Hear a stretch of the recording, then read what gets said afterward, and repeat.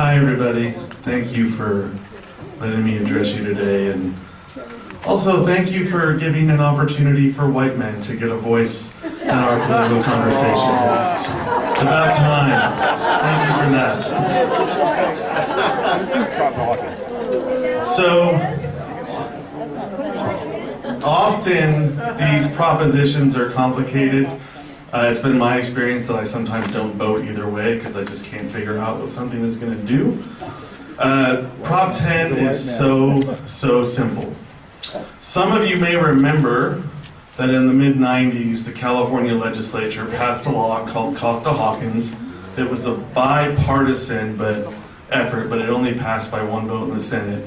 It was a giveaway to corporate landlords and real estate interests to make rent control, rent stabilization illegal in several different ways across the whole state. That was in 1995.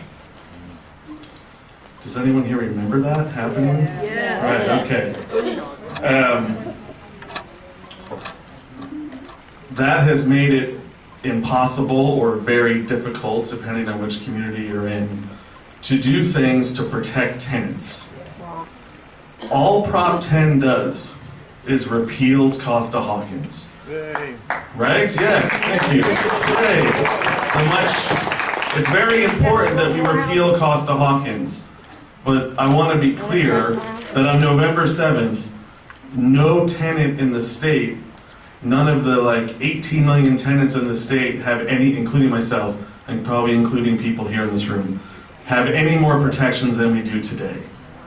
And the reason I'm stressing that is because I know that you've probably already been inundated with tons of negative messaging about all of the horrible consequences of passing Prop 10. There are literally zero consequences to passing Prop 10. It repeals a law. Attracts less housing. And then, starting on November 7th, if we win, in our local communities, we need to work for what is going to work best to protect tenants in our local communities, in every community in the state. That's what Prop 10 does. So unless somebody is against the idea of giving communities the ability to do good things for its citizens and residents, there's no reason to be against Prop 10, and I would just encourage you to tune out all of the nonsense. There is no connection between rent control and development. There is absolutely no connection between rent control, tenant protections, and veterans. There is no connection between tenant protections and seniors. Zero. We are all being lied to every day and will continue to be lied to every day between now and November 6th by the California Apartment Association, by other giant developers and corporate landlords and corporate real estate interests that are using my rent money. Who here is a tenant or has been right?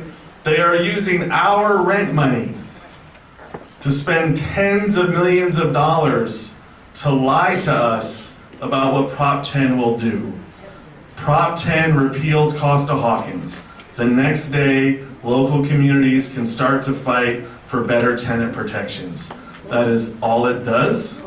And that's the end of my presentation. Thanks for listening.